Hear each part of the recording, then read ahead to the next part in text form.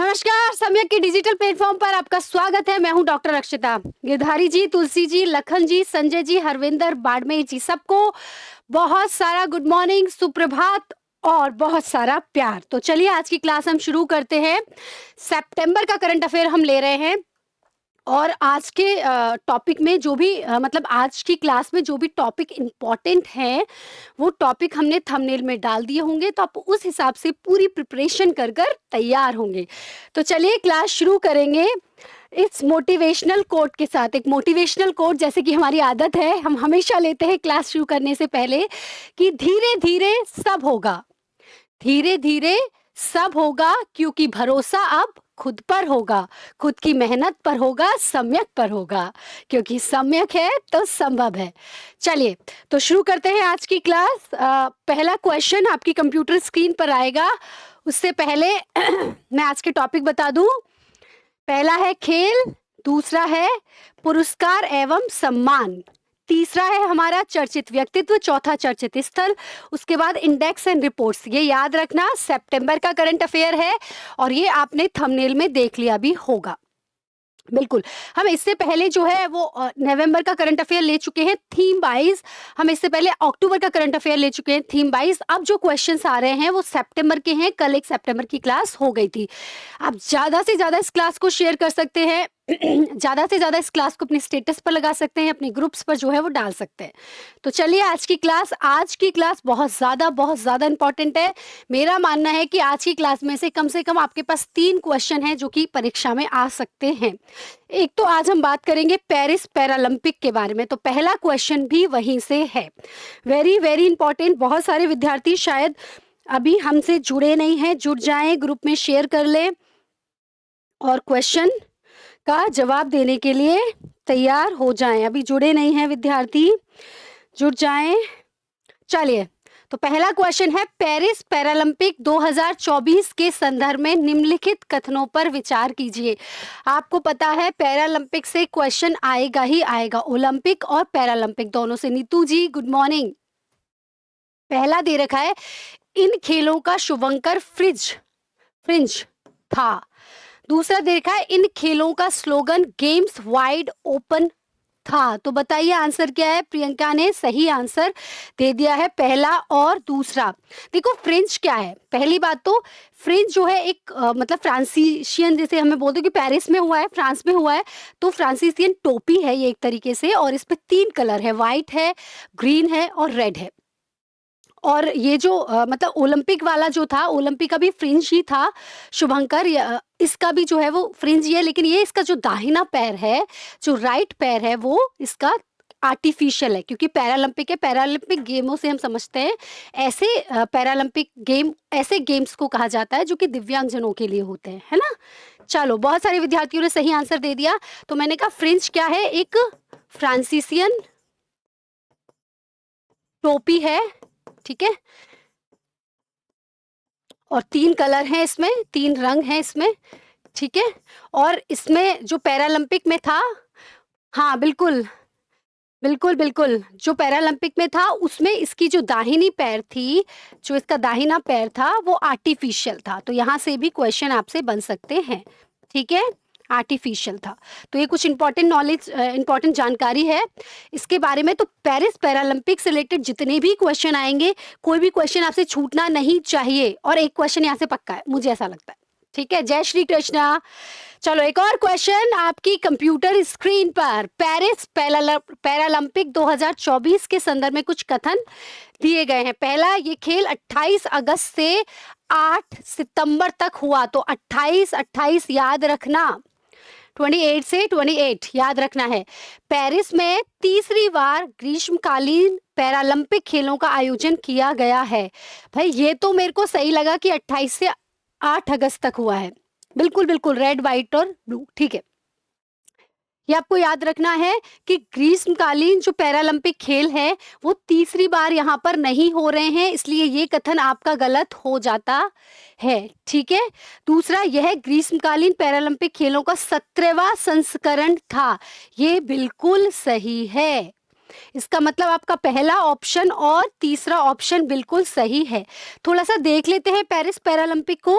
अभी और जुड़िए, अभी हमारे साथ हमारे जो विद्यार्थी हैं वो अभी जुड़े नहीं हैं, या तो उन्हें पता नहीं चला है कि क्लास जो है वो शुरू हो गई है। तो कृपया करके ज़्यादा से ज़्यादा और जुड़ने की कोशिश कीजिए, है ना? चलो तो मैंने कहा अगला क्वेश्चन करेंगे, उससे पहले थोड़ा पेरिस, यहाँ से एक क्वेश्चन आपका पक्का है, बिल्कुल सेकंड बार हो रहा है संजय जी, बिल्कुल सही। पेरिस पैरालंपिक 2024, ठीक है। चलिए, पेरिस में पहली बार ग्रीष्मकालीन पैरालंपिक खेलों का आयोजन इसमें किया गया है और फ्रांस ने दूसरी बार पैरालंपिक खेलों की मेजबानी की है। पहला तो ये ग्रीष्मकालीन है, ठीक है, और वैसे ये दूसरी बार मेजबानी हो रही है, तो तीसरी बार वाला ऑप्शन गलत है। इससे पहले फ्रांस के टिग्रेस और अल्बर्ट विले में संयुक्त रूप से 1992 में शीतकालीन पैरालंपिक हुए थे। तो याद रखना, इस बार पहली बार ग्रीष्मकालीन पैरालंपिक हो रहा है, इससे पहले शीतकालीन पैरालंपिक हो चुका है। टोटल 2 बार पैरालंपिक जो है वो फ्रांस में मतलब पेरिस में हो चुके हैं। तीसरी बार नहीं हुआ, बल्कि 2 बार हुए हैं, ये चीज हमें याद रखनी है। चलिए, इसके बाद एक और क्वेश्चन आपकी कंप्यूटर स्क्रीन पर, इसका जवाब मैं चाहूंगी कि हर बच्चा इसका जवाब दे, हर बच्चा जो है वो इसका जवाब दे। अभी बच्चे जो हैं वो जुड़े नहीं हैं शायद, तो हर विद्यार्थी जो है इसका जवाब देगा। पेरिस पैरालंपिक 2024 खेलों में कुल कितने खेल और स्पर्धाएं आयोजित की गई थी? देखिए, यहाँ से कोई भी क्वेश्चन आ जाए आपसे छूटना नहीं चाहिए। तो इसके अंतर्गत यदि मैं बात करूं तो 23 खेल में 549 स्पर्धाएं हुई थी। याद रखना, जो अभी पैरालंपिक हो रहा है उसमें पैरालंपिक हुए हैं जो अभी पेरिस में, उसमें टोटल 23 खेल लिए गए थे और टोटल स्पर्धाएं हुई थी 549। 549 549 टोटल कितने खेल हुए थे? 23 खेल, याद रखना है, भूलना नहीं है। चलिए, तो मैंने कहा था कि इसको जब इसके हम उसकी बात करते हैं शुभांकर की, तो ये फ्रिंज है, इसका शुभांकर है, जिसमें आप देखेंगे नीला कलर है, सफेद कलर है और रेड कलर है, यही हमने बात की थी, ठीक है। और इसमें ये जो है, देखिए इसका एक पैर यहाँ पर आर्टिफिशियल बनाया गया है, तो ये पेरिस पैरालंपिक का जो था क्या था? शुभंकर था। इसलिए मैंने कहा कि यहाँ से अगर कोई भी क्वेश्चन आ जाए, तो हमें एक भी क्वेश्चन मिस नहीं करना। और याद रखना, पेरिस पैरालंपिक से एक क्वेश्चन पक्का है। इसलिए मैं कोशिश कर रही हूँ कि इस पेरिस पैरालंपिक से जितने भी डायमेंशन से क्वेश्चन बन सकते हैं वो सब आपके सामने हो। फटाफट इनको करेंगे हम। तो ये पेरिस पैरालंपिक का 17वां जो है संस्करण था, 28 अगस्त से 8 सितंबर तक खेला गया था फ्रांस में। इसमें 22 खेलों में 549 थर्ड है, सेकंड है इसका ऑप्शन, कि इसमें जो है वो 22 खेलों में 549 स्पर्धाएं जो है वो हुई थी। तो किसी ने बताया भी था, बिल्कुल 22 खेलों में 549 स्पर्धाएं जो है इसमें हुई थी, ठीक है। तो चलिए, उसके बाद अगला क्वेश्चन आपकी कंप्यूटर स्क्रीन पर, पेरिस पैरालंपिक 2024 में भारत का पदक तालिका में कौन सा स्थान जो है वो रहा है? यहाँ पर शायद किसी ने आंसर भी बिल्कुल दिया था। तो पेरिस पैरालंपिक 2024 में भारत का पदक तालिका में कौन सा स्थान जो है वो रहा है? बताएं, 71वां रहा, 24वां रहा, 18वां रहा या फिर 22वां रहा? तो यहाँ पर जो हमने याद किए थे वो याद किए कि 18वां स्थान जो है वो भारत का रहा है। कौन सा स्थान रहा है? 18वां स्थान जो है वो भारत का रहा है, ठीक है। तो कितनी प्रतिस्पर्धाएं हुई थी, कितने गेम्स थे इसमें? 22, है ना, मिस्टेक नहीं करना। इसीलिए 22 गेम्स थे, 549 जो है वो स्पर्धाएं हुई थी। भारत के यदि मैं बात करूं, भारत का 17वां जो है, मतलब भारत की जो रैंकिंग रही वो 18वीं रैंकिंग रही, इसी के साथ यदि अपन बात करेंगे तो ये 28 अगस्त से शुरू हुए थे, 8 सितंबर को पेरिस पैरालंपिक खत्म हुए। प्लस पेरिस पैरालंपिक की मैं यदि बात करूं तो ये जो है वो इसका 17वां संस्करण जो है वो फ्रांस में पेरिस में हुआ था, और ये पहला जो ग्रीष्मकालीन पैरालंपिक जो है वो फ्रांस में पेरिस में कराए गए थे, ठीक है, बिल्कुल क्लियर है। चलिए, तो 2-3 चीजें जो हमने यहाँ पर देखी, यदि मैंने कहा कि मैं यदि देखिए बहुत इंपॉर्टेंट है ये पेरिस पैरालंपिक, बहुत इंपॉर्टेंट है। इसमें से 2-3 चीजें आपको देखनी है। पहला, ये जो हुआ, ये हुआ आपका 28 अगस्त से आपका 8 सितंबर तक। पहला तो कट कट 8 हमने याद किया कि 8 से हमने याद किया। दूसरा, यदि इसके शुभंकर की बात करूं तो फ्रिंज इसका शुभंकर है। फ्रिंज क्या है? एक फ्रांसीसियन टोपी है। फ्रांसीसियन जो है वो टोपी है, ठीक है। उसके बाद दूसरा जो हमने इसके अंतर्गत देखा था, तीसरा जो देखा, ये देखा कि ये ग्रीष्मकालीन जो पैरालंपिक हुए हैं वो फ्रांस में पहले हैं, है ना। वैसे पैरालंपिक दूसरे हैं। पहला एक शीतकालीन भी हो चुका है। अगर वो ग्रीष्मकालीन करके स्पेसिफिक पूछेगा तो पहले हैं, और यदि वो पूछे कि पैरालंपिक जो है वो कितने हुए हैं, पैरालंपिक जो है वो गेम कितने हुए हैं फ्रांस में, तो टोटल अभी तक 2 हो चुके हैं, ठीक है। उसके बाद अगला, इसमें टोटल कितनी प्रतिस्पर्धाएं हुई थी, तो इसमें 22 खेल जो है वो खेले गए थे और टोटल 549 स्पर्धाएं जो है वो इसमें हुई थी। याद रखेंगे आप, बिल्कुल याद रखेंगे। उसके बाद आगे यदि मैं बात करूं इसके अंतर्गत कि इसके अंतर्गत भारत की यदि अपन बात करें तो भारत का जो स्थान है वो कौन सा रहा? पदक तालिका में 18वां स्थान रहा है ना। पदक तालिका में, ठीक है। इसके साथ अब एक और क्वेश्चन यहाँ पर बनेगा। वो क्वेश्चन ये है कि भारत ने टोटल कितने पदक जीते हैं, है ना। तो इसको भी अपन बहुत अच्छे से याद करेंगे। अगला जो क्वेश्चन बनेगा, देखिए 18वां स्थान भारत का रहा है, ठीक है। पहला स्थान हमेशा की तरह चाइना का रहा, दूसरा स्थान ब्रिटेन का रहा है और तीसरा स्थान यूएसए का रहा है। इसको भी याद रखना, चीन, ब्रिटेन और यूएसए, ठीक है। चीन ने सबसे ज्यादा जो है वो 94 स्वर्ण पदक इसमें जीते थे। अब भारत की हम बात करते हैं। भारत का 18वां स्थान था। भारत ने 7, 9, 13 टोटल 29 पदक जो हैं जीते हैं। इसको याद कैसे कर सकते हैं हम कि सारी जो नंबर्स हैं वो ऑड नंबर्स हैं, इवन नंबर नहीं है, सारे ऑड, असम संख्या है या ऐसी संख्या है जिनमें भाग ही नहीं जा सकता। 7, 9, 13 और टोटल, है ना, 29। 7, 9, 13 टोटल 29, ऐसे हम याद कर सकते हैं कि सारी जितनी भी हैं इसमें वो वैसी हैं, इवन नंबर से। जब भी ऑड नंबर आएंगे तो अपन को परेशान होने की जरूरत नहीं है, ठीक है। तो चलिए एक लास्ट क्वेश्चन इसमें से बच गया कि पेरिस पैरालंपिक 2024 में भारत ने कितने पदक जीते। तो याद रखना 7 स्वर्ण है, 9 रजत हैं और 13 जो है वो कांस्य पदक जो है वो जीते हैं। यानी टोटल यदि मैं बात करूं तो 29 पदक जो है वो भारत ने जीते हैं। मुझे नहीं लगता कि इससे बाहर क्वेश्चन आएगा। मैक्सिमम सारी चीजें जो है वो आपने इसमें, है ना, मैक्सिमम सारी नंबर जो हैं वो आप इसमें कवर कर चुके हैं। तो टोटल कितने हुए आपके यहाँ पर? टोटल 29 पदक जो है वो भारत ने जीते हैं।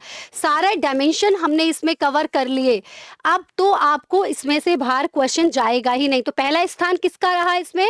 अगर पहले स्थान की बात करूं तो पहला स्थान जो रहा है वो रहा है चीन का, वेरी गुड। दूसरा ब्रिटेन का और तीसरा रहा है यूएसए का। चलिए अगला क्वेश्चन आपकी कंप्यूटर स्क्रीन पर, पेरिस पैरालंपिक गेम ओवर हो चुके हैं। चलिए अगला क्वेश्चन, खेल में से नीरज चोपड़ा ने 14 सितंबर 2024 को बेल्जियम के ब्रुसेल्स में डायमंड लीग फाइनल में कौन सा पदक जीता? नीरज चोपड़ा जी के बारे में हम जानते हैं, भाला फेंक, है ना, जेवेलियन थ्रो के लिए इनको जाना जाता है और ये बहुत बहुत इंपॉर्टेंट हैं हमारे करंट अफेयर के लिए। यहाँ से क्वेश्चन ऐसे भी पूछा जा सकता है कि भाई नीरज चोपड़ा निम्न में से किस गेम से जुड़े हुए हैं? Option A kabaddi, option B हो सकता है कि javelin throw, option C swimming, option D shooting. तो सही आंसर क्या होगा? जेवेलियन थ्रो या भाला फेंक। तो याद रखना इनको रजत पदक मिला था, है ना, किसमें? जो डायमंड लीग फाइनल हुई थी उसमें इनको रजत पदक जो है वो मिला है, ठीक है। नीरज चोपड़ा सब जानते हैं, जब इन्होंने स्वर्ण जीता था तो बहुत सारे लोगों ने अपनी स्टेटस पर इनके फोटोग्राफ्स लगाए थे। सच में इन्होंने भारत का नाम बहुत रोशन किया। तो याद रखना ये किस गेम से जुड़े हुए हैं? जेवेलियन थ्रो से। बहुत अच्छे से इनको याद रखना, इन्होंने इसमें रजत पदक जो है वो प्राप्त किया है। किसी ने बताया भी था 87.86 मीटर भाला फेंककर जो है स्वर्ण पदक इन्होंने स्वर्ण पदक से जो है ये चूक गए थे, क्योंकि उन्होंने 87.86 जो ये चलो नहीं भी आए लेकिन ये आपको याद रखना है। पेरिस ओलंपिक में कांस्य पदक विजेता एंडरसन पीटर्स ने 87.88 मीटर की दूरी पर भाला फेंककर स्वर्ण पदक जो है वो जीता था। तो ये भी आपके लिए इंपॉर्टेंट है कि पेरिस ओलंपिक में जो है वो किसने पदक जीता और कौन सा पदक जो है वो जीता है। चलिए एक और क्वेश्चन आपकी कंप्यूटर स्क्रीन पर, बड़ा अच्छा क्वेश्चन है। अब यहाँ से मैंने कहा कि क्वेश्चन रिलेटेड गेम से भी आ सकते हैं। संदीप जी, सौरभ जी, सभी को जो है वो गुड मॉर्निंग, और भी जुड़िए। 20 सितंबर 2024 को लियोन, स्पेन में आयोजित की गई थी विश्व जूनियर भारोत्तोलन चैंपियनशिप। मैंने कहा विश्व जूनियर भारोत्तोलन चैंपियनशिप, उसमें कांस्य पदक जो है वो किसने जीता है? मीराबाई चानू ने जीता, लोगानाथन धनुप ने जीता है, सतीश शिवलिंगम ने जीता है, विजेता रावत ने जीता है। आपको पता होना चाहिए कि किसकी बात हो रही है। विश्व जूनियर भारोत्तोलन चैंपियनशिप, जूनियर की बात हो रही है, तो लोगानाथन धनुप जो है वो इसका सही आंसर है ना? क्योंकि आपने पढ़ा नहीं यहाँ पर, वो जूनियर कैटेगरी। देखिए आरपीएससी आजकल सीधे सीधे, पहले क्या होता था गेम्स में से वो सीधे उठाकर पूछ रही थी क्वेश्चन, लेकिन अभी थोड़ा गेम्स, चूंकि हमें पता है गेम्स को लेकर भारत में और राजस्थान में विशेषकर बहुत बहुत काम किया जा रहा है। तो यदि कुछ ऐसे गेम्स हैं जिनमें कि हमारे खिलाड़ियों ने बहुत अच्छा किया है, तो वहां से भी क्वेश्चन आपकी परीक्षाओं में लगातार पूछे जा रहे हैं। तो लोगानाथन धनुप किस गेम से जुड़ी हुई हैं? किस गेम से जुड़ी हुई हैं? याद रखना है, ये भारोत्तोलन चैंपियनशिप या भारोत्तोलन से जो है वो जुड़ी हुई है। ऐसे भी क्वेश्चन आपसे पूछा जा सकता है। अच्छा, नीरज चोपड़ा जी किससे जुड़े हुए? नीरज चोपड़ा कौन से गेम से संबंधित हैं? Javelin throw, very good. यदि आपसे पूछा जाए लोगानाथन धनुप किस गेम से जुड़ी हुई हैं, तो लोगानाथन जो धनुप है वो भारोत्तोलन से जुड़ी हुई है। चलो ये बताओ, अवनी लेखरा जी किस गेम से जुड़ी हुई हैं? अवनी लेखरा जी किस गेम से जुड़ी हुई हैं? बहुत सारे बच्चे अभी जवाब देंगे। अवनी लेखरा किस गेम से जुड़ी हुई हैं, बताएं जल्दी। बिल्कुल, अवली लेखरा जी के लिए हम बात करें, शूटिंग से जुड़ी हुई है, शूटिंग से जुड़ी हुई है। ठीक है, कुमार महेंद्र, बहुत सारे विद्यार्थियों ने जो है वो पहले वाले का जवाब दिया है। चलो एक और क्वेश्चन आपकी कंप्यूटर स्क्रीन पर, डूरंट कप, इसको लेकर आपके आरएएस में पहले भी क्वेश्चन पूछा गया है। ये आरएएस में आपसे क्वेश्चन पूछा गया है। इसके अलावा ये जो आरएसएम एसएसबी के द्वारा जो परीक्षाएं होती है उसमें भी डूरंट कप से जो है वो क्वेश्चन पूछा जा चुका है। तो ये आपके लिए इंपॉर्टेंट है कि 23वें संस्करण का खिताब किस टीम ने जीता डूरंट कप के? बताइए। मोहन बागान ने, नॉर्थ ईस्ट यूनाइटेड ने, मुंबई सिटी एफसी ने, गोवा एफसी ने। मैं फिर कह रही हूँ, डूरंट कप से आपके आरएएस प्रीलिम्स में क्वेश्चन पहले भी पूछा गया है। हाँ, बहुत बढ़िया, कुमार महेंद्र ने बिल्कुल सही आंसर दिया, north east United. North east United ने जो है ये कप जीत लिया है। थोड़ा सा इसके बारे में देख लेते हैं। मैंने कहा कि यहाँ से जो है वो क्वेश्चन पूछे जा सकते हैं। तो north east United FC claim historical Durand cup title जो है इन्होंने जीत लिया है। तो ये एशिया का सबसे पुराना फुटबॉल टूर्नामेंट है, याद रखना। यहाँ से मैंने कहा आरएएस प्री में ऑलरेडी क्वेश्चन आपसे पूछा जा चुका है, डूरंट कप इंपॉर्टेंट आपके लिए हो जाता है। इसका 23वां संस्करण था जिसके फाइनल में नॉर्थ ईस्ट यूनाइटेड ने जो है वो पेनल्टी शूट आउट में मोहन जो बागान थे उनको 4-3 से हराकर पहली बार ट्रॉफी जीती है। इसके गोलकीपर जो थे वो गुरमीत सिंह थे, उन्होंने पेनल्टी शूट आउट में 2 बचाव किए और उन्हें प्लेयर ऑफ द मैच भी दिया गया। तो ये भी आपसे कथन में पूछा जा सकता है। डूरंट कप के संबंध में निम्न कथन दिए गए हैं। पहला कथन कि इस कप को जो है वो नॉर्थ ईस्टर्न जो आपकी मतलब यूनाइटेड है उसने जीता। दूसरा, इसके अंतर्गत गोलकीपर कौन रहे थे जिनको मैन ऑफ द मैच दिया गया, प्लेयर ऑफ द मैच दिया गया, वो गुरमीत सिंह जो है वो रहे थे। चलिए एक और क्वेश्चन आपकी कंप्यूटर स्क्रीन पर, 45वें शतरंज ओलंपियाड के संदर्भ में कुछ कथन दिए गए हैं। सुप्रभात, और बच्चे जो हैं वो जुड़े नहीं हैं, कृपया करके और भी विद्यार्थी जो हैं वो हमारी क्लास से जुड़ें और आप भी इसको ज़्यादा से ज़्यादा शेयर जो है वो कर सकते हैं। चलिए एक और क्वेश्चन, इसका शतरंज ओलंपियाड के संदर्भ में निम्नलिखित कथनों पर विचार कीजिए। इसका आयोजन बुडापेस्ट हंगरी में किया गया था। शतरंज ओलंपियाड की बात हो रही है। शतरंज में आजकल एक चेहरा, एक नाम बहुत छाया हुआ है, जिनकी चाल बहुत छाई हुई है, जिनका कॉन्फिडेंस बहुत छाया हुआ है। कौन है वो, बताएं। हाँ, इसमें भारत ने ओपन वर्ग में स्वर्ण पदक जीता था। इसमें भारत ने महिला वर्ग में रजत पदक जीता था। तो 45वां जो शतरंज ओलंपियाड हुआ है, बिल्कुल सही है। ये जो हुआ है ये इसका आयोजन बुडापेस्ट हंगरी में हुआ है, बिल्कुल सही है। इसमें भारत ने ओपन वर्ग में स्वर्ण पदक जीता है, ये भी बिल्कुल सही है। लेकिन इसने भारत के महिला वर्ग ने रजत पदक नहीं बल्कि स्वर्ण पदक जो है वो जीता है, इसलिए ये ऑप्शन आपका क्या हो जाता है, गलत हो जाता है। तो केवल पहला और दूसरा जो है वो इसमें सही है। मैंने कहा केवल पहला और जो दूसरा है वही केवल सही हैं। चलिए एक और क्वेश्चन आपकी कंप्यूटर स्क्रीन पर। तो याद रखना, इसमें जब हम बात कर रहे थे कि इंडिया ने जो है जो वर्ल्ड 45 फाइट चेस ओलंपियाड है, उसमें इंडिया ने जो है वो या महिलाओं ने जो है वो गोल्ड जीता है। तो 45वीं जो शतरंज ओलंपियाड हुई थी, जो कि अंतर्राष्ट्रीय शतरंज महासंघ ने करवाई थी, वो बुडापेस्ट में हुई है और उसने महिला वर्ग में स्वर्ण पदक जीता है और ओवरऑल कैटेगरी में भी हमने गोल्ड जीता है। ये इंपॉर्टेंट है। चलिए एक और बहुत बहुत important question, very very important question आपके सामने आ गया है। इस तरीके के क्वेश्चन आपके पीएसआई में पूछे गए हैं पिछले कुछ परीक्षाओं में, बड़ा इंपॉर्टेंट क्वेश्चन है। मैंने कहा पीएसआई में इस तरीके के क्वेश्चन आपसे पूछे गए हैं। चलिए क्वेश्चन है, 8वीं पुरुष हॉकी एशियन चैंपियनशिप ट्रॉफी का खिताब किसने जीता? पाकिस्तान, चाइना, भारत या मलेशिया? बिल्कुल हरविंदर बाड़मेर जी ने, बिल्कुल बिल्कुल, है ना। कोई बता दो कि आरएस के लिए कितने मंथ के करंट अफेयर को पढ़ना है? सर जितना हम करा रहे हैं ना, हम कराएंगे आपको पूरे 1 साल का करंट अफेयर। तो एटलीस्ट 1 साल का करंट अफेयर आपको पढ़ना है, जिसमें से हम सितंबर, अक्टूबर, नवंबर और दिसंबर, इनका जो करंट अफेयर है बहुत बहुत ज्यादा डिटेल में हमें पढ़ना पड़ेगा, क्योंकि मैक्सिमम क्वेश्चन वहां से आएंगे। बिल्कुल बहुत बढ़िया आंसर दिया, बहुत बढ़िया। भारत ने जो है जीत लिया है 8वीं पुरुष हॉकी एशियन चैंपियनशिप की ट्रॉफी। बहुत बढ़िया उत्तर दे रहे हैं संदीप जी, दीपिका जी, हरविंदर बाड़मेर जी, बहुत बढ़िया। तो देखो भारत ने ये पदक जीत लिया, चैंपियन बन गई है इंडिया हॉकी में। तो 8वां पुरुष हॉकी एशियन चैंपियनशिप थी जो 8 से 17 सितंबर के बीच हुई।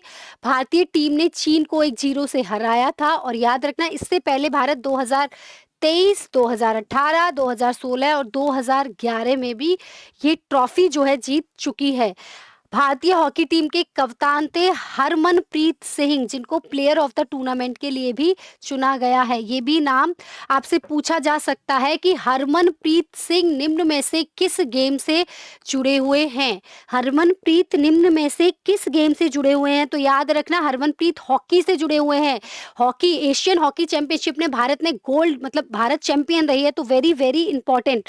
चलिए अब हम पुरस्कार और सम्मान, बहुत बढ़िया आज के क्वेश्चन है, बहुत अच्छे। मैंने कहा 3 क्वेश्चन आने की संभावना है आज की क्लास से कम 3 प्रश्न आ सकते हैं। जवाब देंगे सब लोग, मैं सबका नाम लूंगी जो जवाब देंगे, ठीक है।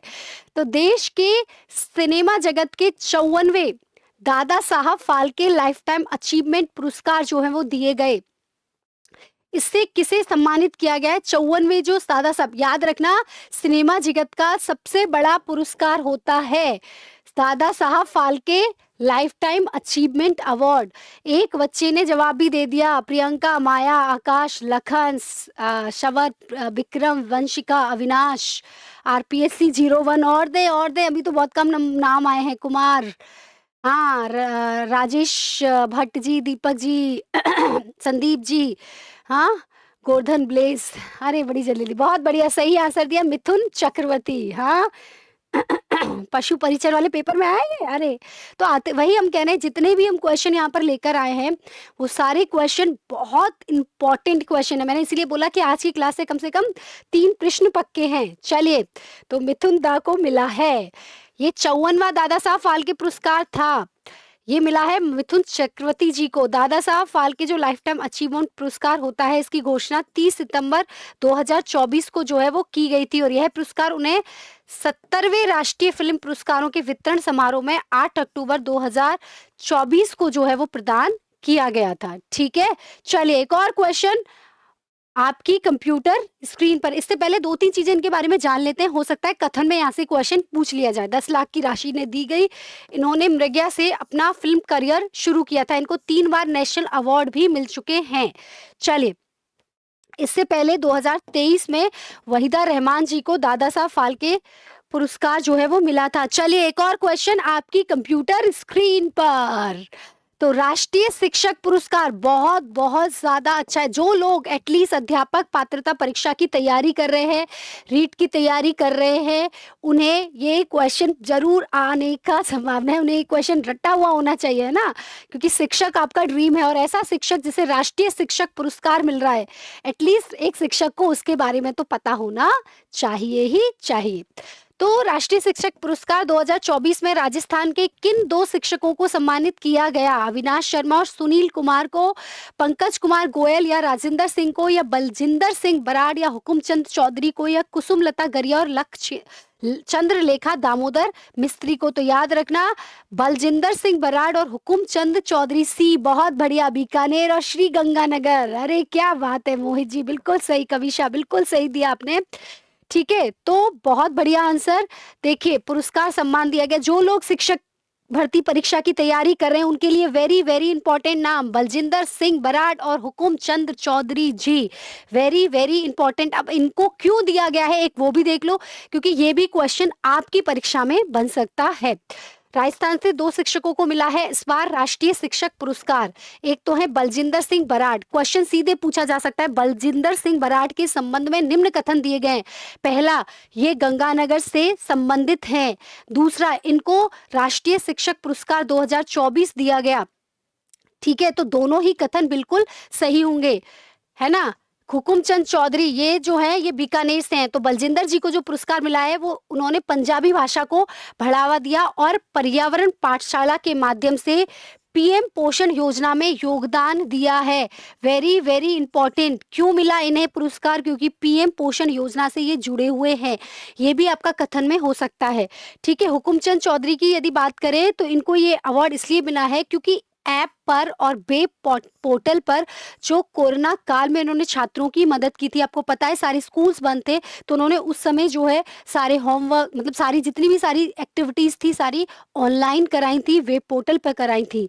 ठीक है, इसलिए ये इंपॉर्टेंट है। तो दोनों याद रखने हैं, हुकुमचंद चौधरी जी और बलजिंदर सिंह पंजाबी जो है उनको। चलिए एक और क्वेश्चन बड़ा अच्छा क्वेश्चन है ये भी।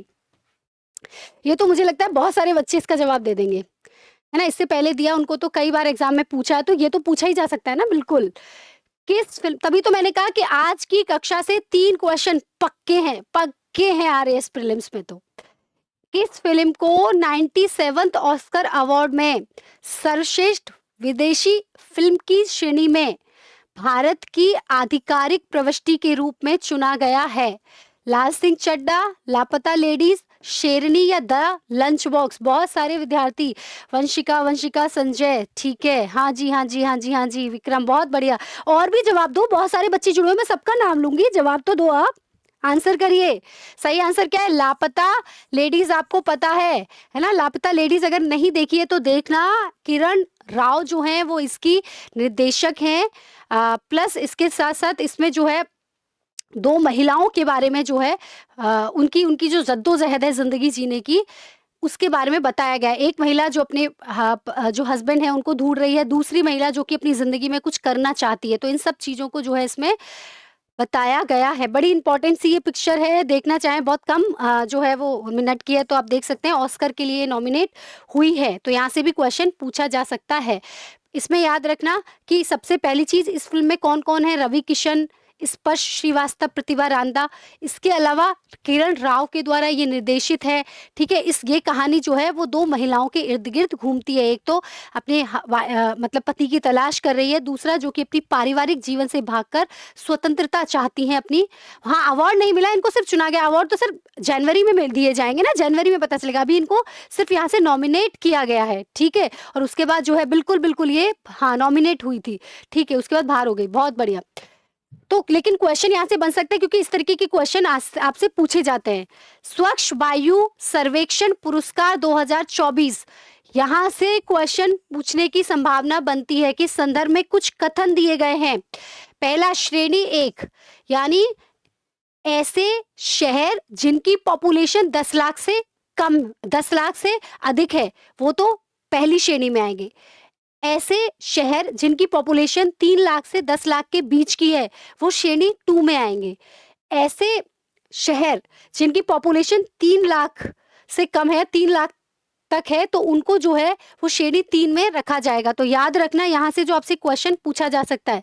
बिल्कुल बाहर हो गई लेकिन इसको नॉमिनेट किया गया था, ये हमने क्वेश्चन पूछा था और ऐसे क्वेश्चन पूछे जाते हैं। तो भाई याद रखना 10 लाख से अधिक जनसंख्या श्रेणी 1 में स्वच्छ वायु सर्वेक्षण पुरस्कार इंदौर को नहीं दिया गया बल्कि किसको दिया गया है? सूरत को दिया गया है, क्योंकि मोदी जी ने कहा कि गुजरात को तो मिलना ही चाहिए।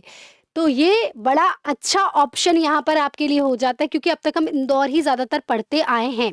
इसलिए इसमें आप बिल्कुल भी कंफ्यूज नहीं होना, गच्चा नहीं खाना। आपने खूब याद कर लिया, खूब पढ़ लिया, लेकिन उसके बावजूद आप यहाँ पर मिस कर गए इंदौर को देखकर, तो ये आपका ऑप्शन गलत हो जाता है। श्रेणी 2 बिल्कुल सही है, इसमें सर्वश्रेष्ठ शहर जो है फिरोजाबाद है। श्रेणी 3 जो कि 3 लाख से कम जनसंख्या को बता रही है, उसमें रायबरेली जो है सर्वश्रेष्ठ शहर है। तो दूसरा और तीसरा इसका सही आंसर है। पहला आंसर सही नहीं होगा, क्यों? क्योंकि सूरत है।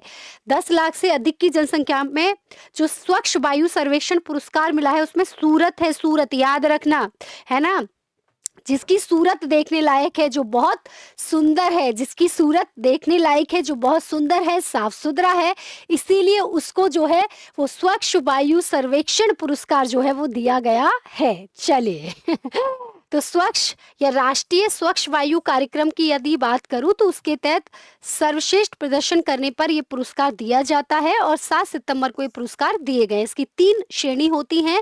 पहली श्रेणी जिसमें हम 10 लाख से अधिक की जनसंख्या वाले शहरों को शामिल करते हैं, इसमें सूरत नंबर 1 पर है, दूसरे पर जबलपुर और आगरा। और अगर अपन राजस्थान से बात कर लें तो राजस्थान से जयपुर और दूसरी श्रेणी में आता है आपका उदयपुर। ठीक है, तो हालांकि उनकी रैंकिंग इतनी ज्यादा है कि वहां से क्वेश्चन पूछे जाने की संभावना ना के बराबर रहती है। ठीक है, उसके बाद श्रेणी 2 3 से 10 लाख के बीच की जनसंख्या फिरोजाबाद है, उसमें अमरावती और झांसी है, तो दूसरा हमारा सही था। तीसरी श्रेणी जिसमें रायबरेली नंबर 1 पर, नलगोंडा दूसरे नंबर पर और नालागढ़ तीसरे नंबर पर। राष्ट्रीय स्वच्छ वायु कार्यक्रम की यदि हम बात करें तो याद रखना इसमें 2 चीजें, क्योंकि हो सकता है कथन में यहाँ से भी आपसे क्वेश्चन पूछा जाए कि केंद्रीय पर्यावरण और वन और जलवायु जो परिवर्तन मंत्रालय है, ऑब्वियसली यही होगा। तो जनवरी 2019 में ये शुरू किए गए थे, यानी कोरोना आने से पहले ही हमने स्वच्छ जो पुरस्कार है ना, स्वच्छता सर्वेक्षण का जो पुरस्कार है वो देना हमने शुरू कर दिया था। चलिए आगे एक और क्वेश्चन आपकी कंप्यूटर स्क्रीन पर, बहुत अच्छा क्वेश्चन है, बड़ा अच्छा सा क्वेश्चन है, बहुत सारे विद्यार्थी जुड़े हुए हैं और जवाब देंगे। बिल्कुल विश्व की सबसे प्रदूषित राजधानी के बारे में आप सही बात कर रहे हैं, लेकिन इस बार वहां पर प्रदूषण कम देखा गया। अभी तो सर्दियां शुरू हुई हैं, देखते हैं और क्या रहता है वहां का हाल।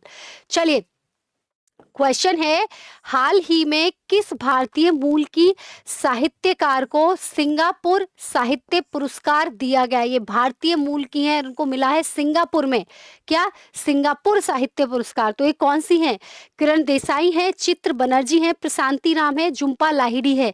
तो याद रखना, बिल्कुल प्रियंका ने सही आंसर दिया, प्रशांति राम। ये शांति से क्या करती है? अपना साहित्य लिखती हैं। ये क्या करती हैं? शांति से अपना साहित्य लिखती हैं, इसलिए इन्हें सिंगापुर साहित्य पुरस्कार दिया गया है। ये भारतीय मूल की हैं, इसलिए बड़ा ही अच्छा सा क्वेश्चन है, इसको आप ऐसे ही याद कर सकते हैं। बड़ा शांति से अपना साहित्य लिख रही है, इसलिए इनको सिंगापुर साहित्य पुरस्कार जो है वो मिल गया। गिरधारी जी, बहुत सारे विद्यार्थियों ने जो है वो सही तो जवाब दिया है। इन्होंने जो लिखी 9 यार्ड साड़ीज करके जो है एक साहित्य, जिसके लिए इनको बहुत सराहा गया, इसको भी याद रखना। यहाँ से भी है ना, 9 यार्ड की साड़ी है ना, तो ये उससे रिलेटेड है। तो नानयांग टेक्नोलॉजिकल यूनिवर्सिटी में भारतीय मूल की लेक्चरर हैं प्रशांति राम। इन्होंने शांति से एक पुस्तक लिखी जिसका नाम था 9 यार्ड साड़ी, है ना, 9 यार्ड की साड़ी के लिए इनको सिंगापुर साहित्य पुरस्कार दिया गया है। तो लघु कथा है ये, ठीक है, तो इसके लिए भी इसका नाम भी याद रखना, 9 यार्ड साड़ी। इसलिए हमने फोटोग्राफ दिखा दिया कि आपको लंबे समय तक याद है। तो शांति से इन्होंने पुरस्कार शांति से इन्हें साहित्य लिखा, इसलिए इन्हें साहित्य का सिंगापुर साहित्य पुरस्कार मिला। इनकी बुक कौन सी थी? शांति से लिखी गई थी, तो 9 यार्ड साड़ी, है ना, साड़ी साड़ी, तो शांति, साड़ी, प्रशांति, साहित्य, सिंगापुर। ठीक है, याद रहेगा। चलिए एक और, अब हम बात करेंगे चर्चित व्यक्तित्व की। अब हम बात कर रहे हैं चर्चित व्यक्तित्व की। बड़ा अच्छा क्वेश्चन आपके सामने। हाल ही में भारत के नए वायुसेना प्रमुख बने हैं। कौन बने हैं बताइए? हाल ही में भारत के नए वायुसेना प्रमुख बनाए गए हैं। सभी क्लास को लाइक करें प्लीज, शेयर करें please. Air marshal Vivek Ram Chaudhary, air marshal RKS Bhadauria, air marshal Amarpreet Singh या एयर मार्शल BS धनोहा? तो सही आंसर क्या है? Air marshal Amarpreet Singh is the correct answer. बिल्कुल, बहुत सारे विद्यार्थियों ने सही आंसर दे दिया है ना। सायर जी आप गलत हो गए हैं, बाकी का सारे विद्यार्थी जो है बिल्कुल सही है। तो अमरप्रीत सिंह जी जो है वो वायुसेना के प्रमुख बने हैं। यहाँ से क्वेश्चन पूछ लिया जाता है अक्सर। देखो, वायुसेना का कोई प्रमुख बना है करंट में, कोई व्यक्ति तो बहुत चर्चा में है, तो वहां से क्वेश्चन पूछा जाता है। C is the correct answer. थोड़ा सा इनके बारे में जान लेते हैं, है ना। तो अमरप्रीत सिंह जी हैं ये, ठीक है। इनके बारे में हम थोड़ा सा जान सकते हैं कि 21 सितंबर 2024 को ये भारत के नए वायुसेना के प्रमुख बने हैं। इन्होंने जो है वो 1 अक्टूबर 2024 को हमारे जो एयर चीफ मार्शल थे उनका स्थान लिया है। तो हमारे जो पुराने हैं, क्योंकि हमने ऐसा किया कि देखिए आप इसमें हमने दे रखा है, तो ये पुराने हैं, नए जो बने वो अमरप्रीत सिंह है, तो इसमें आप कंफ्यूज नहीं होना, ये पुराने हैं और इनके स्थान पर जो है वो अमरप्रीत सिंह जी को लाया गया। इसलिए हमने ऑप्शन में ये भी रखा कि आपको जो है वो थोड़ा सा या बिल्कुल भी जो है इसमें टेंशन ना हो, है ना, या कंफ्यूजन ना रहे। Good morning. 21 सितंबर 1984 को इन्होंने भारतीय वायुसेना की लड़ाकू शाखा में शामिल हुए थे। उसके बाद इन्होंने बहुत सारे पदक जो है वो जीते हैं। अगर सम्मान की बात करूं तो इन्हें 2019 में अति विशिष्ट सेवा पदक और 2023 में परम विशिष्ट सेवा पदक से भी सम्मानित किया गया है। तो ये क्वेश्चन भी आपसे पूछा जा सकता है। बड़ा अच्छा क्वेश्चन आ रहा है चर्चित व्यक्तित्व से, जवाब दें। बड़ा अच्छा क्वेश्चन आ रहा है चर्चित व्यक्तित्व से और बड़ा उलझाने वाला भी है, क्योंकि उलझनों को सुलझन करना है, सुलझाना है, हाँ, इसीलिए हम यहाँ पर हैं। चलिए एक और क्वेश्चन आतिशी मरलेना जी को लेकर। बड़ा नाम इनका चर्चा में रहा और स्पेशली जब ये CM बनी, कहाँ की? दिल्ली की, है ना। और उस वक्त जब हमारे जो पूर्व CM थे वो जेल में रहे तब। तो आतिशी मरलेना दिल्ली की नई CM नियुक्त की गई और यह दिल्ली की चौथी महिला मुख्यमंत्री बनी है। बताइए कौन सा कथन सही है? बिल्कुल सही, बहुत बढ़िया। ये पहला बिल्कुल सही है, पहला कथन सही है, दूसरा गलत है, क्योंकि ये तीसरी है। पहली बात तो ये चौथी नहीं है। पहली सुषमा स्वराज जी थी और दूसरी जो है वो हमारी कौन थी? शीला दीक्षित जी। बहुत बढ़िया, दूसरी हमारी कौन थी? शीला दीक्षित जी। और तीसरी कौन बनी है? आतिशी जी। ठीक है, तो याद रखना, बड़ा इनका नाम आया, बड़ा ये चर्चा में रही, है ना, अखबारों में भी, न्यूज डिजिटल मीडिया में भी। तो याद रखना ये तीसरी है, चौथी नहीं है, ये आप याद रखेंगे। तो अब आप हमारी ट्रिक पहचान गए ना, अब आप उलझते नहीं हो अब आप उलझते नहीं हो, बहुत बढ़िया। चलिए, तो पहला बिल्कुल सही आंसर है। चलिए एक और क्वेश्चन, है ना। ये दिल्ली की नई मुख्यमंत्री हैं, अरविंद केजरीवाल का इन्होंने स्थान लिया है और आतिशी मरलेना दिल्ली की सबसे युवा मुख्यमंत्री बनी। उससे पहले सुषमा स्वराज और शीला दीक्षित मुख्यमंत्री रह चुकी है, तीसरे नंबर की ये थी। चलिए एक और क्वेश्चन आपकी कंप्यूटर स्क्रीन पर। हाल ही में अशोक राज सिगडेल किस कारण से चर्चा में है? हालांकि ये क्वेश्चन बहुत ज्यादा तो इम्पोर्टेंट नहीं है, बहुत ज्यादा, बिल्कुल, वो तो देखो ये तो सब चलता रहता है तो मैंने कहा कि भूटान के प्रधानमंत्री, नेपाल के राष्ट्रपति, बांग्लादेश के पहले अल्पसंख्यक मुख्य न्यायाधीश या नेपाल के सेना प्रमुख। ये नाम जो है बहुत ज्यादा इतना इम्पोर्टेंट तो नहीं है, बट फिर भी अगर RPSC ने सोच लिया कि मुझे तो एक क्वेश्चन ऐसा देना ही है जिसमें मुझे बच्चों को बर्बाद करना है या बच्चों को जो है उलझाना है, तो अगर ये क्वेश्चन आए तो याद रखना है नेपाल के सेना प्रमुख जो हैं वो अशोक राज सिगडेल जो हैं वो रहे हैं। इसीलिए सिगडेल से आप सेना प्रमुख याद रख सकते हैं, सिगडेल से आप सेना प्रमुख जो है वो याद रख सकते हैं। चलिए, तो अशोक राज सिगडेल जो है उन्हें नेपाल का नया सेना प्रमुख नियुक्त किया गया, इसीलिए ये थोड़ी चर्चा में है। और नेपाल को हम जो है वो लैंडलॉक कंट्री के रूप में जानते हैं। लैंडलॉक कंट्री मतलब जहाँ पर जो है बंदरगाह नहीं होता, एक तरीके से जो पूरी तरीके से जहाँ पर जाके जिसके चारों तरफ जो है वो स्थल होते हैं ना, कंट्रीज होती हैं, है ना, बंदरगाह या समुद्र नहीं होता, वो लैंडलॉक कहलाती हैं। चलो ठीक है, एक और क्वेश्चन आपकी कंप्यूटर स्क्रीन पर, बड़ा अच्छा क्वेश्चन आया हाल ही में, एशियाई ओलंपिक परिषद के अध्यक्ष के पद पर, बड़ा अच्छा है। एशियाई गेम्स को लेकर देखो, कोई भी इधर उधर क्वेश्चन आ जाए, कोई भी चर्चित पर्सनैलिटी हो तो याद रखना, ठीक है। आप मुरारे, अच्छा अच्छा, देहरादून, अच्छा ठीक है। उसके अध्यक्ष के पद पर किसे नियुक्त किया गया? रणधीर सिंह जी को, अभिनव बिंद्रा जी को, लिएंडर पेस को, ब्रजभूषण शरण सिंह जी को।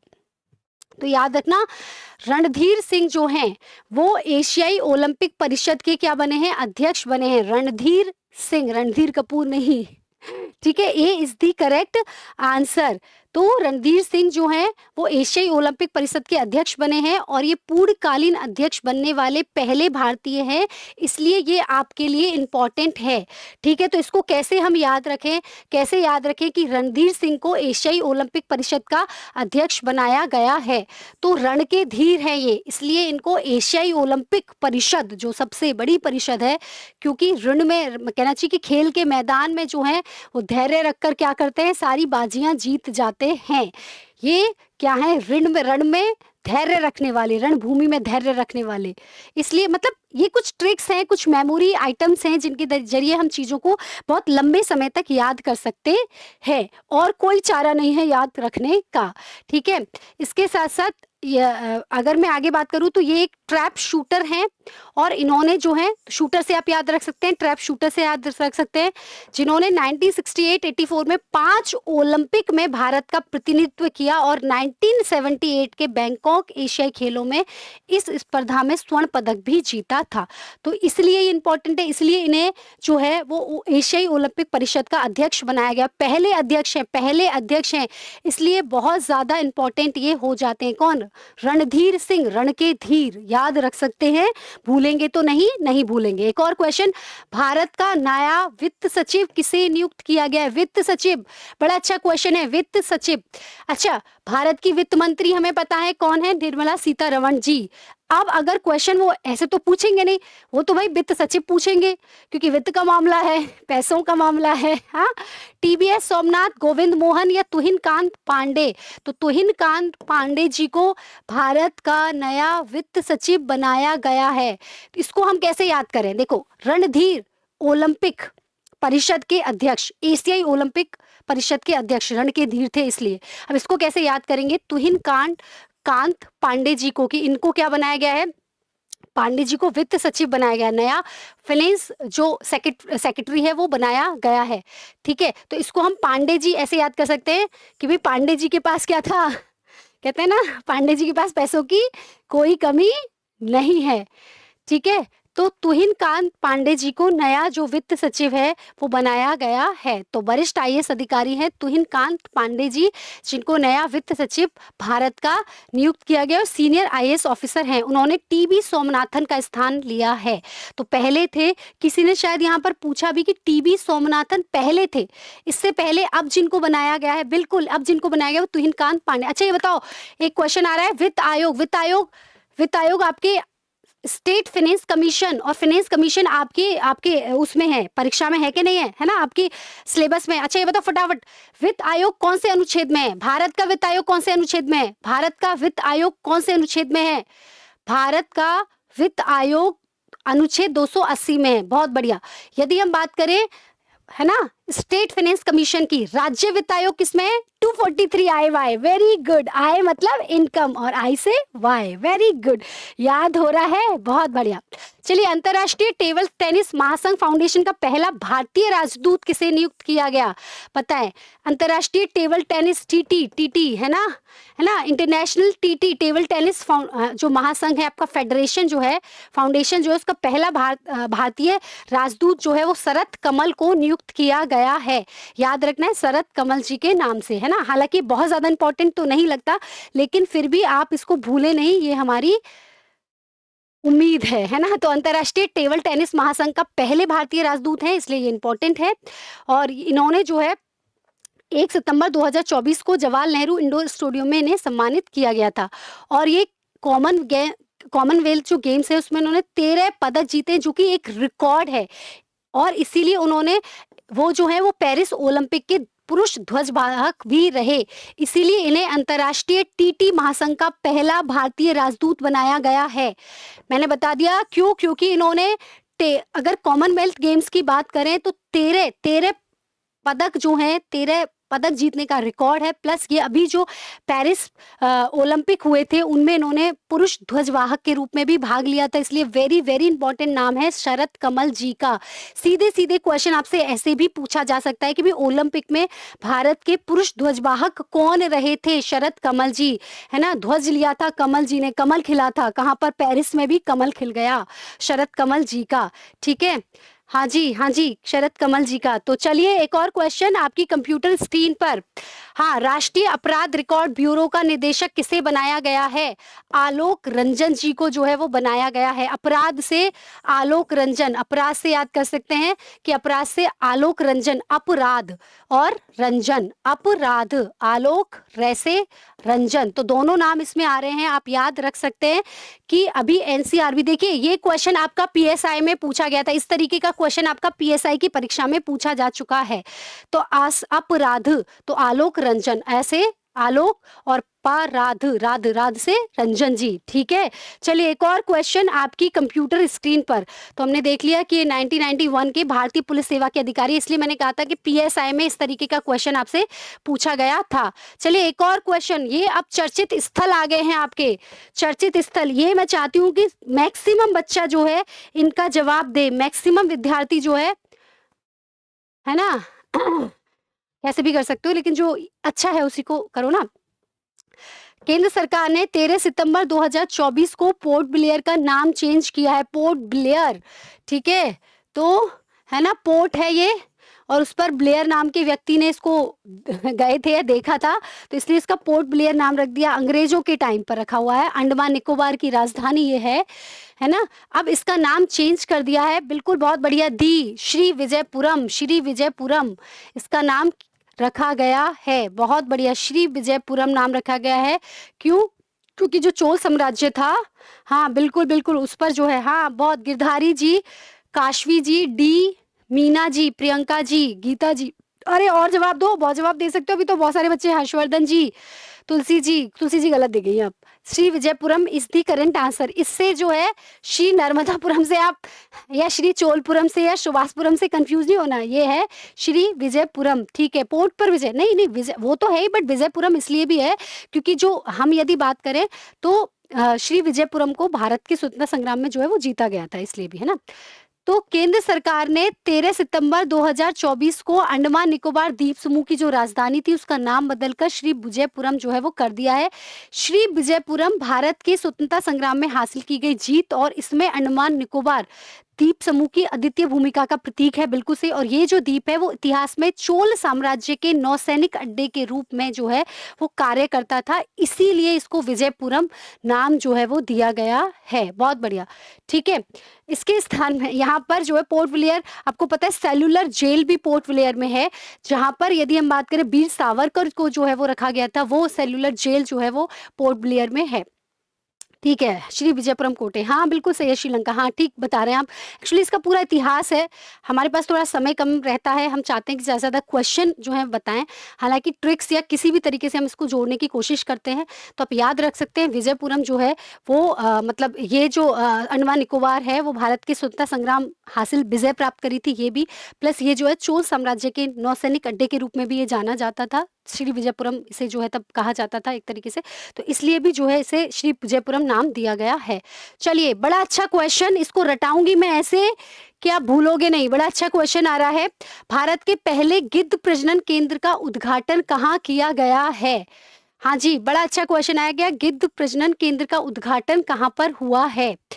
देखिए, गा से गिद्ध, गा से गोरखपुर में हुआ है, गोरखपुर उत्तर प्रदेश में। ठीक है, याद कर सकते हैं, हाँ जी बिल्कुल बिल्कुल याद कर सकते हैं।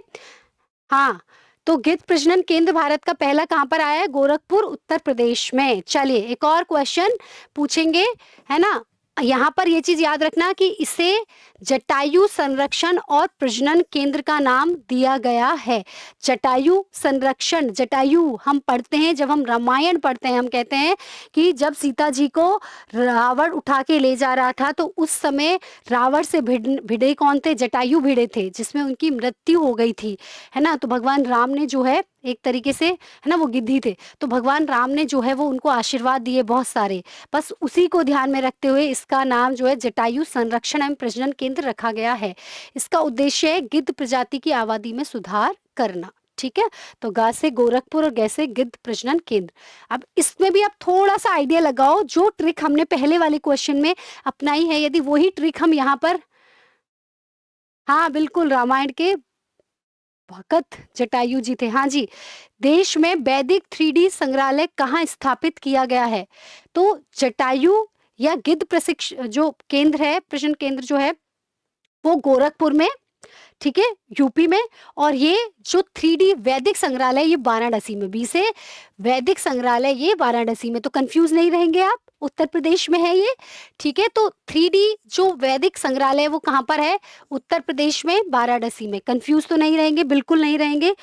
ठीक है, चलिए एक और क्वेश्चन आपकी कंप्यूटर स्क्रीन पर। तो 3D संग्रहालय है ये और अत्याधुनिक संग्रहालय जो है ये रहेगा। चलिए, भारत की पहली सिलिकॉन कार्बाइड विनिर्माण सुविधा कहाँ स्थापित की जाएगी? भारत की पहली सिलिकॉन कार्बाइड विनिर्माण सुविधा कहाँ पर? अहमदाबाद में, बेंगलुरु में, भुवनेश्वरम में या जोरहाट में? बताएं। भारत की पहली है ये सिलिकॉन वैली हमने सुना है, सिलिकॉन सिटी हमने सुना है, ये सिलिकॉन कार्बाइड विनिर्माण सुविधा है। ये दी जा रही है भुवनेश्वरम उड़ीसा में। कहाँ दी जा रही है? भुवनेश्वरम उड़ीसा में। तो पहली सिलिकॉन कार्बाइड विनिर्माण सुविधा होगी और इससे टोटल 3 साल में इसके अंतर्गत 620 करोड़ रुपए जो हैं वो खर्च किए जाएंगे। अभी इंपॉर्टेंट क्या है कि इस सुविधा का जो विकास है वो RIR पावर इलेक्ट्रॉनिक्स लिमिटेड के द्वारा किया जाएगा। ये इसमें इंपॉर्टेंट है, थोड़ा सा आप नाम जो है वो उसमें याद रखिएगा। तो ये कहाँ पर है? भुवनेश्वर उड़ीसा में। याद रखेंगे आप। ये इसमें जो है बहुत सारे विद्यार्थियों ने सही जवाब दिया नहीं। अच्छा ये बताओ, गिद्ध संरक्षण जो प्रजनन केंद्र है वो कहाँ पर है? गोरखपुर में। चलो ठीक है, जो 3D वैदिक संग्रहालय बनाया जाएगा वो कहाँ पर बनाया जाएगा? कहाँ पर बनाया जा रहा है? 3D, हाँ जी, वाराणसी में। ये भी उत्तर प्रदेश में है। ठीक है, चलो एक और क्वेश्चन पूछूं। चलो ठीक है, ओलंपिक की यदि मैं पैरा ओलंपिक हुए हैं अभी, तो पैरा ओलंपिक कब से कब तक हुए? 28 सितंबर से या 28 अगस्त थे? 28 अगस्त से 8 सितंबर, याद रखना। तो इसमें 28 सितंबर, आप कंफ्यूज नहीं होंगे। चलो ठीक है, एक और क्वेश्चन आपकी कंप्यूटर स्क्रीन पर। हाल ही में तेलंगाना में हैदराबाद के पास 200 एकड़ में आर्टिफिशियल इंटेलिजेंस सिटी परियोजना लॉन्च की गई है। अभी हैदराबाद तेलंगाना एक और चीज के लिए बहुत ज्यादा क्या है? चर्चा में है। किस चीज के लिए चर्चा में है? बताएं। हाँ, किस चीज के लिए चर्चा में है? वहां पर जो एक बहुत बड़े मूवी स्टार हैं जिनको क्या किया गया था? अरेस्ट करने की बात भी कही जा रही है, या उनको अरेस्ट भी कर लिया एक्चुअली, है ना। हैदराबाद देश का पहला आर्टिफिशियल इंटेलिजेंस शहर बनेगा। जी दोनों सही नहीं है सर, एक ही सही है, इसमें एक ही सही है, बिल्कुल। हाल ही में तेलंगाना में हैदराबाद के पास 200 एकड़ में आर्टिफिशियल इंटेलिजेंस सिटी परियोजना लॉन्च की गई है। ये बिल्कुल बिल्कुल सही है, लेकिन ये पहला आर्टिफिशियल इंटेलिजेंस शहर होगा, ये गलत है। ये बिल्कुल गलत है। केवल एक इसमें सही है, क्योंकि आपको याद रखना है। देखिए, यदि मैं बात करूं तो लखनऊ जो है वो पहला AI शहर घोषित किया जा चुका है। बिल्कुल, पुष्पराज, अल्लू अर्जुन, हाँ क्या बात है। चलो, तो तेलंगाना में हैदराबाद के पास 200 एकड़ में 5 सितंबर 2024 को आर्टिफिशियल इंटेलिजेंस सिटी परियोजना जो है वो लॉन्च की गई थी। याद रखना है, बड़ा इंपॉर्टेंट है ये, है ना। अत्याधुनिक AI सिटी। अच्छा, AI आर्टिफिशियल इंटेलिजेंस क्या होता है? मैं हमेशा बोलती हूँ, जैसे फॉर एग्जांपल आपने क्या किया, आपने खाना बनाना था, आपने फ्रिज खोला और फ्रिज में आपने देखे कि अच्छा क्या पड़ा है, टमाटर और प्याज तो फ्रिज में पड़े हैं। आपने एक हाथ में टमाटर ले लिया, एक हाथ में प्याज ले लिया। अब आपके दोनों हाथों में कुछ ना कुछ सामान है, तो आप क्या नहीं कर सकते? आप फ्रिज का दरवाजा नहीं बंद कर सकते। आप दरवाजा खुला छोड़ के अपना किचन में काम करने लग गए और आप भूल गए कि मैंने तो फ्रिज का दरवाजा खुला छोड़ दिया है। उसके थोड़ी देर बाद उसमें जो भी टाइमिंग सेट होगा कि 30 सेकंड बाद या 1 मिनट बाद आपके मोबाइल पर मैसेज आता है कि भाई मेरा दरवाज़ा खुला हुआ है, बंद कर दो। What is this? This is artificial intelligent. इसको क्या बोलेंगे? Artificial intelligent. कि फ्रिज ने खुद आपको मैसेज कर दिया, भाई तुम मुझे बंद कर दो, मेरा दरवाज़ा खुला हुआ है। ठीक है, तो यही होता है आर्टिफिशियल इंटेलिजेंस। तो आर्टिफिशियल इंटेलिजेंस सिटी बनने वाली है कौन सी? लखनऊ। पहली सिटी कौन सी है? लखनऊ। हैदराबाद पहली सिटी नहीं होगी, याद रखना, है ना? खाने का नाम मत लो। अच्छा नहीं ले, ठीक है नहीं लेते, है ना? इस एआई सिटी का लोगो मुख्यमंत्री रेवंत रेड्डी ने ग्लोबल एआई समिट 2024 में जारी किया था। देश की पहली एआई सिटी जो है वो कहाँ पर बनेगी? लखनऊ में। मतलब सब कुछ वहां पर आर्टिफिशियल। आप गए, दरवाजा अपने आप खुल रहा है, लाइटें अपने आप जल रही हैं, ठीक है, या आप चले गए, लाइट खुली छोड़ गए, आप एसी खुली छोड़ गए, अपने आप एसी जो है वो आपको मैसेज कर देगा भाई या तो मुझे बंद कर दो, या फिर वो अपने आप ही खुद बंद हो जाएगा कि अब इस कमरे में कोई है नहीं। आप मान लीजिए यहाँ पर क्लास ले रहे हैं, है ना, या फिर मुझे लगा कि नहीं नहीं मैं तो थोड़ा यहाँ पर कंफर्टेबल हूँ, इधर खड़ी होकर क्लास लूंगी, है ना, मेरे एसी को पता चल जाता है कि मैडम इधर नहीं है इधर है, वो अपने आप अपनी हवा जो है मोड़ के मेरी तरफ कर लेगा। What is this is artificial intelligence. मतलब सारी चीजें जो है वो किससे हो रही हैं? स्वतः ही हो रही हैं। चलो उत्तर प्रदेश सरकार ने 27 दिसंबर 2023 को लखनऊ को एआई शहर के रूप में विकसित करने की मंजूरी दी थी। इसलिए पहला जो एआई शहर होगा लखनऊ होगा, उसके बाद तेलंगाना का नंबर आएगा। चलिए एक और क्वेश्चन आपकी कंप्यूटर स्क्रीन पर, बड़ा अच्छा क्वेश्चन है ये भी। डिफेंस एविएशन एक्सपो 2024 का आयोजन 12 से 14 सितंबर को कहाँ किया गया? बड़ा अच्छा क्वेश्चन है ये, इंपॉर्टेंट क्वेश्चन। मुझे लगता है बहुत सारे बच्चे इसके लिए जवाब देंगे भैया, बहुत सारे बच्चे, है ना, बहुत सारे, हद आदमी कोई अच्छा जवाब दें। चेन्नई में, जोधपुर में, बेंगलुरु में, मुंबई में? जवाब आना चाहिए। सही आंसर क्या है? जोधपुर, राजस्थान में डिफेंस एविएशन एक्सपो लगाया गया है जोधपुर में। जोधपुर में लगा है, ये याद रखेंगे। कहाँ पर लगा है? डिफेंस जो एविएशन का एक्सपो लगा वो जोधपुर राजस्थान में लगा है। इसलिए ये आपके लिए बहुत ज़्यादा इम्पोर्टेंट हो जाता है, क्योंकि आपको पता है वहाँ कुछ ना कुछ चलता रहता है। तो डिफेंस एविएशन एक्सपो जोधपुर में किया गया है। इसका उद्देश्य क्या है? इसका उद्देश्य है निर्णय लेने वालों की एक विस्तृत श्रृंखला के समक्ष भारतीय विमानन उद्योगों के स्वदेशी कौशल और अदम्य भावना को प्रदर्शित करना। हालांकि ये कुछ बड़ा हो गया, बेसिकली हमें देखना है कि ये जो एक्सपो लगाया गया था उसका मुख्य, या कोई भी एविएशन से रिलेटेड, जैसे तो डिफेंस से रिलेटेड था, एविएशन से रिलेटेड जितने भी एक्सपो होते हैं ना, है ना, वो इसलिए लगाए जाते हैं जिससे कि वहाँ पर जो है सारी, हाँ बिल्कुल, जैसे कि वहाँ पर जो है जो भी हमें डिफेंस के रिलेटेड जो भी हमें कोई भी डिसीजन मेकिंग पावर हमें मतलब या डिसीजन मेकिंग चीज़ें जनरेट करनी है तो हम इजीली कर सके। याद रखना तरंग शक्ति जो युद्ध अभ्यास हुआ था 2024 वाला, भारतीय वायुसेना का एक बहुपक्षीय युद्ध अभ्यास था जिसे देश में पहली बार आयोजित किया गया था। इसके दूसरे चरण का आयोजन भी जोधपुर में हुआ है, इसलिए भी ये इम्पोर्टेंट है। तो जो डिफेंस एविएशन एक्सपो लगा जोधपुर में, इसके साथ साथ तरंग शक्ति का जो सेकंड युद्ध अभ्यास हुआ है, सेकंड, है ना, याद रखना सेकंड चरण का, है ना, इसके दूसरे चरण का जो युद्धाभ्यास हुआ है वो भी जोधपुर में हुआ है, इसलिए ये जो है वो इम्पोर्टेंट है। तो आई होप कि आज की क्लास का क्विक रिवीजन लेंगे।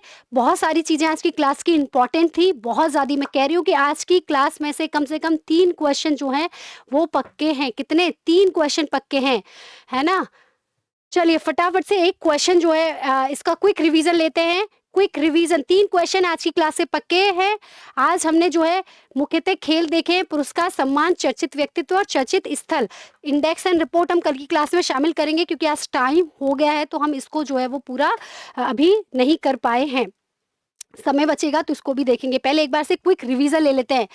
पेरिस पैरालंपिक, 4-5 चीजें इसमें अपन ने बात की थी, है ना, 4-5 चीजों की बात की। फटाफट से देखते हैं कि 28 अगस्त से 8 सितंबर हुए। याद रखना ये सितंबर किया जा सकता है, सितंबर नहीं, 28 अगस्त से 8 सितंबर याद रखना है, अगस्त से सितंबर में हुए हैं। इसका जो शुभांकर है, जो क्या है, फ्रिंज, फ्रिंज क्या है? फ्रांसीसी टोपी। इसमें 3 कलर हैं, व्हाइट, रेड और ब्लू। ग्रीष्मकालीन जो पैरालंपिक हुए हैं वो पहली बार फ्रांस में हुए हैं, और वैसे पैरालंपिक 2 बार हो चुके हैं फ्रांस में, एक शीतकालीन एक ग्रीष्मकालीन, ठीक है। इसमें 22 खेल को शामिल किया गया था, 549 इसमें स्पर्धाएं हुई थी। भारत की बात करूं तो भारत को इसमें 18वां स्थान पदक तालिका में मिला है। भारत ने पेरिस पैरालंपिक में 7, 9 और 13 तीनों ऑड नंबर है, याद रखना, तीनों चारों ऑड नंबर है, 7, 9, 13, 29, 7, 9, 13, 29 सारे ही ऑड नंबर है, याद रखना है। ठीक है, तो ये मेरे हिसाब से पेरिस पैरालंपिक को लेकर यदि कोई भी क्वेश्चन पूछ लिया तो आप इसका जवाब दे पाएंगे। अच्छा, पेरिस पैरालंपिक में नंबर 1 पर कौन रहा? चाइना, याद रखना है, नंबर 1 पर चाइना हमेशा की तरह, फिर ब्रिटेन था, फिर संयुक्त राज्य अमेरिका, है ना, यूएसए जिसको हम बोलते हैं। उसके बाद हमने बात की थी नीरज चोपड़ा जी की। नीरज चोपड़ा जी जेवलिन थ्रो से हैं और इन्हें रजत पदक मिला है डायमंड लीग फाइनल में। उसके बाद आगे हमने बात की थी भैया लोगानाथन धनुप की। इनको जो है वो विश्व जूनियर भारोत्तोलन, लोगानाथन धनुप किससे? भारोत्तोलन से, है ना, भारोत्तोलन से रिलेटेड है, भारोत्तोलन से रिलेटेड है। ठीक है, इन्होंने जो है वो कांस्य पदक जो है वो जीता है। प्लस डूरंट कप जो कि फुटबॉल से रिलेटेड है। डूरंट कप किससे रिलेटेड है? फुटबॉल से। डूरंट कप किससे रिलेटेड है? फुटबॉल से, याद रखना। और डूरंट कप में जो है वो नॉर्थ ईस्ट यूनाइटेड ने जो है वो क्या खिताब जीता है। और इसमें जो प्लेयर ऑफ द मैच रहे थे वो गुरमीत सिंह रहे, ये भी याद रखना है। शतरंज ओलंपियाड की यदि मैं बात करूं तो हमें पता होना चाहिए शतरंज ओलंपियाड में जो 45वें शतरंज ओलंपियाड में उसमें ओवरऑल भी स्वर्ण है और महिलाओं ने भी स्वर्ण पदक जीता है। ये बुडापेस्ट हंगरी में जो है वो हुआ था। फिर बहुत बहुत इंपॉर्टेंट 8वीं पुरुष हॉकी एशियन चैंपियनशिप ट्रॉफी किसने जीती है? भारत ने जीती है। और इसके भारत के कप्तान कौन रहे? हरमीत सिंह, बिल्कुल याद रखना है। भारत के हरमनप्रीत सिंह जो है वो क्या रहे? कप्तान रहे हैं। Very very important.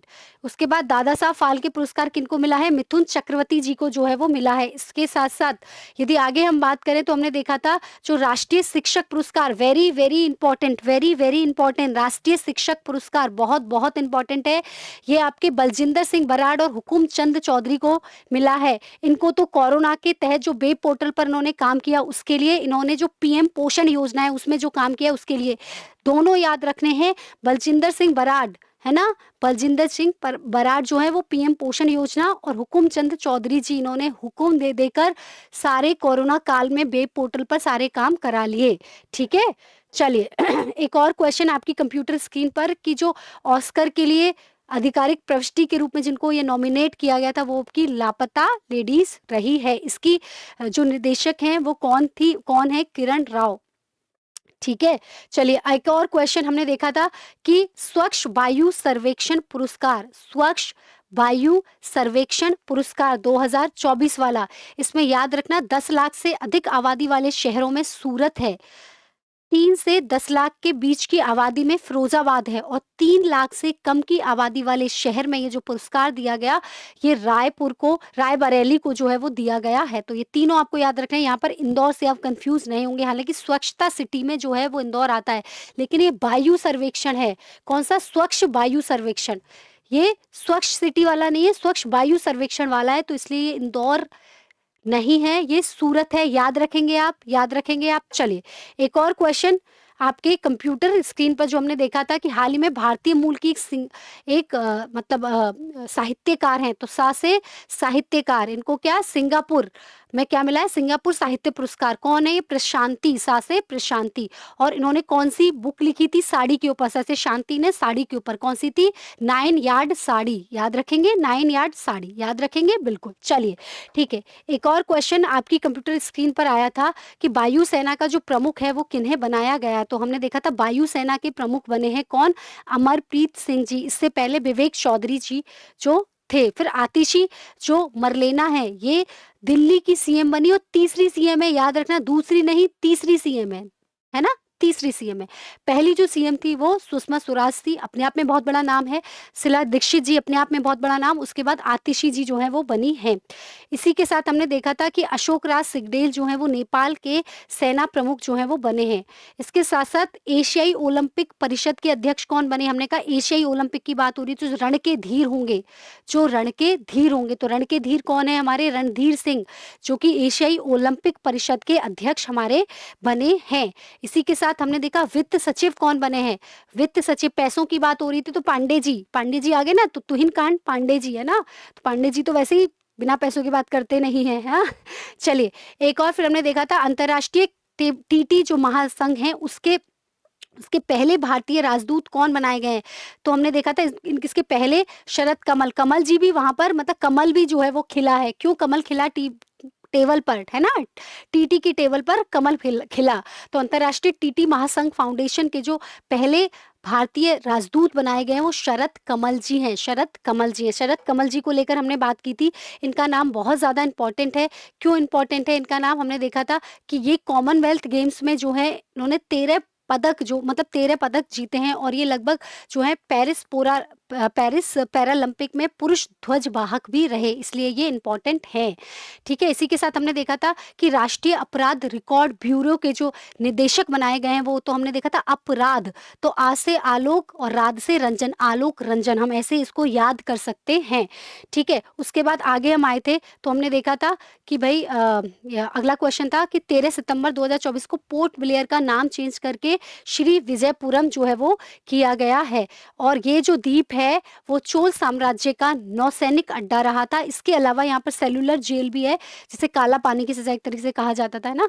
तो उस टाइम जो है वो मतलब अंग्रेज जो थे वो ज़्यादातर, जैसे मैंने आपको नाम भी लिया था कि वीर सावरकर को जो है सेलुलर जेल में रखा, तो ये जो है अब पोर्ट ब्लेयर, तब अंग्रेजों ने, ब्लेयर नाम के कोई व्यक्ति आए थे, उन्होंने उस पोर्ट का नाम पोर्ट ब्लेयर कर दिया, तो उसका नाम अब दोबारा चेंज करके क्या किया गया? श्री विजयपुरम। और ये जो है किसकी किसकी अंडमान निकोबार की राजधानी है। तो अब अगर कोई आपसे पूछे कि अंडमान निकोबार की राजधानी क्या है, तो श्री विजयपुरम इसकी राजधानी है, याद रखेंगे। चलिए, उसके बाद अगला क्वेश्चन था भारत का पहला गिद्ध प्रजनन केंद्र, ग से गिद्ध और गैसे गोरखपुर उत्तर प्रदेश में है, गैसे गोरखपुर उत्तर प्रदेश में है। उसके बाद 3D हमने बात की थी, 3D वैदिक संग्रहालय की, तो वी से वैदिक संग्रहालय, तो बी से हमने वाराणसी उत्तर प्रदेश में वैदिक संग्रहालय जो है वो है।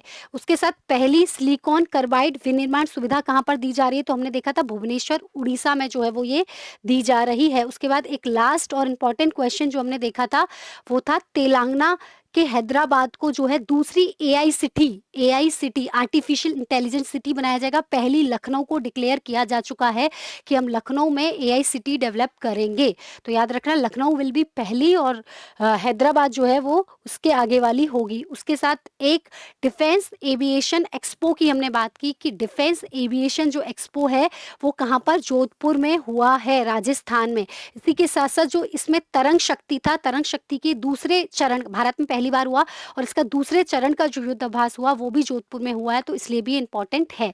तो आई होप कि आज की क्लास से आपको लगभग अपनी परीक्षा में 3 क्वेश्चन मिलने वाले हैं, वेरी वेरी इंपॉर्टेंट क्वेश्चन रहेंगे। आज की कक्षा पेरिस पैरालंपिक, बिल्कुल एक ही सारणी में सारी चीजें लगभग आपके पास आ गई हैं। हालांकि इसमें किसको क्या पदक मिला वो भी हम अलग से लेकर आएंगे, बट स्टिल जितने भी डायमेंशन से क्वेश्चन हो सकते थे, भाई 7 है, 13 है ना, हमने देखा 7 है, 9 है, 13 है, 29 है, तो वो क्या है ना? हमने हमने याद किया कि ऑड नंबर से है, मतलब असम संख्या है एक तरह से जिनमें भाग नहीं जा सकता, वैसी। तो कुछ कुछ देखिए, बहुत सारा करंट अफेयर है, याद रखना है, दिमाग में सेट करनी है सारी चीजें। तो इससे बेहतर कुछ नहीं हो सकता कि आप उसको किसी ना किसी मेमोरी ट्रिक से, किसी न किसी चीज से जोड़ लो, जिससे कि वो लंबे समय तक याद रहे, है ना?